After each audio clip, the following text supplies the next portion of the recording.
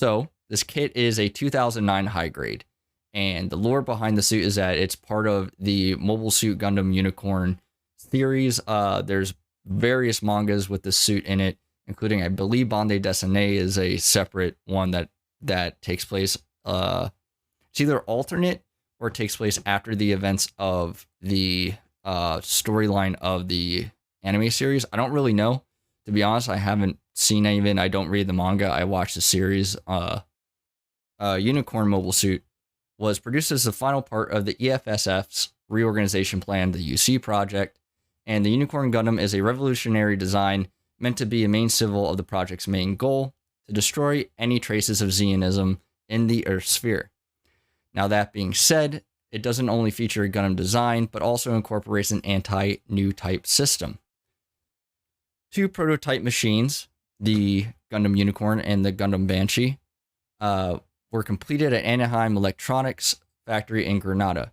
However, the VIS Foundation then took control of these mobile suits and installed a special Laplace program OS into the Gundam, turning it into a simple possibility by making it the main key to find Laplace's box. The embodied hope of the universal century, featuring the most advanced mobile suit technology of the time. Its performance is unmatched, and that advanced technology is the full psycho frame of the mobile suit. This is also incorporated test data from the experimental Sinanju Stein, which you find out in the Mobile Suit Gundam narrative movie and manga. The Unicorn Gundam's entire frame is built with that psycho frame material, which increases the unit's responsiveness and allowing it to be piloted like an extension of the pilot's body. Essentially, the pilot can kind of just use their mind in order to pilot the suit and actually move it. It doesn't have, the pilot doesn't have to just interact with the actual controls, and that's when it goes into destroy mode and or activates that psycho frame. In its normal form, the Unicorn mode, the Unicorn Gundam's head is similar in appearance to that of a mass-produced mobile suit by Londo Bell, a GM, or a Jigen, things of that nature, with the addition of a single horn-like antenna on its forehead, which gives it the name, the Unicorn. Who would have thought? Now, actually getting down into the kit here, my prediction on articulation is that it's kind of going to be mid. Like I said earlier in the stream, there is a ball and socket joint from the legs similar to the Jigen, and I had my issues with the Jigen, mainly with that leg articulation area, because I wanted to kind of get more posability out of the kit, and that really extremely limited it. Even though the actual waist part does swivel back and forth, it really didn't allow for any other type of motion with the legs, and I wasn't a big fan of that. The way the like calf armor and feet interface and like the ankles look, I think it's going to even be limited for the feet. I hope not, because otherwise I'm going to have to make adjustments or kit bash. But that's pretty much my articulation. I think the arm articulation will be okay. The shoulders are a little bulky though, so we might get limited articulation with the actual shoulder part itself, raising and lowering. And in terms of gimmicks, the hyper bazooka that it comes with a hyper bazooka, a shield, and some beam sabers. The hyper bazooka can actually be collapsed into its like carrying form, and then you can add an extra part to put in its attack mode. The beam saber hilts can optionally be removed from their respective racks and used as handheld weapons. The hyper bazooka magazine can be stored on the rear skirt armor, and the shield can be stored on the backpack via an adapter, which is the A18 part if you're interested in that. The look of the mobile suit, I'm kind of a fan of the Unicorn, but more so in destroy mode than the Unicorn mode, but it is a very unique looking mobile suit when it is in this mode. I don't really think there's anything that has this much surface detail for panel lining. I mean, this thing screams panel lining more than any other suit, but so does the destroy version and any other version of the Unicorn. So you definitely got to do it up. You got to kind of fancy up a bit because it is mainly mono white for a mobile suit. So you got to figure out some ways to kind of make it pop. and that's what I plan on doing. I plan on making a stealth GM variant of the Unicorn. There's a lot of things I want to do in order to get to that point, but for now, I really just kind of want to get into opening the box and showing that off, so that not only myself, but the stream gets to take a look at that. So I'll be right back on the video, but the stream, you're going to be right here, so stand by.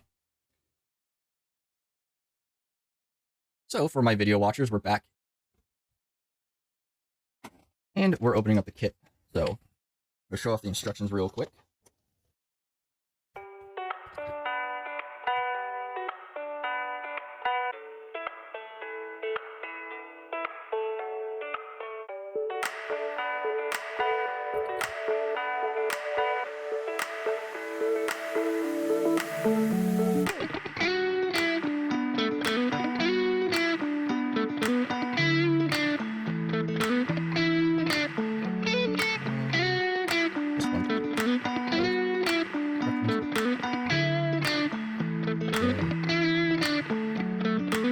Those are the basic instructions for the kit, and then we can get cracking into the plastic here.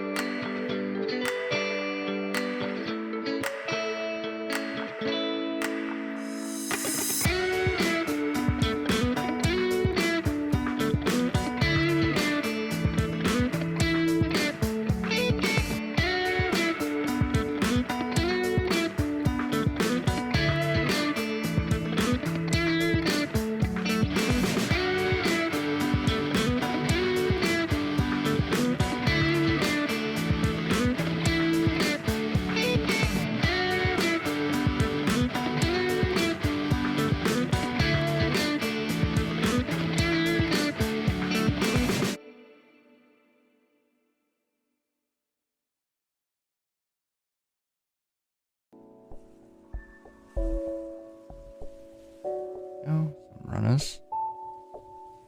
Very basic shield and stuff. I'll probably will wind up getting rid of those on the kit. Not a big fan of like the regular shield. I like it when it's in the destroy mode.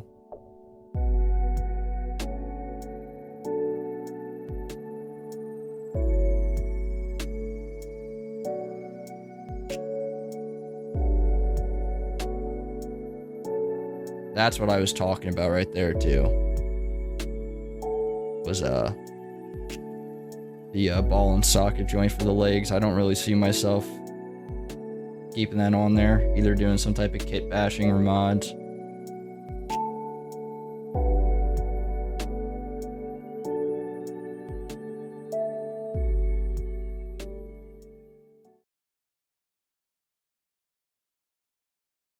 Thank you, pilots, for stopping by the hangar. I appreciate you guys checking out another initial thoughts video and checking out some of the unboxing for this kit.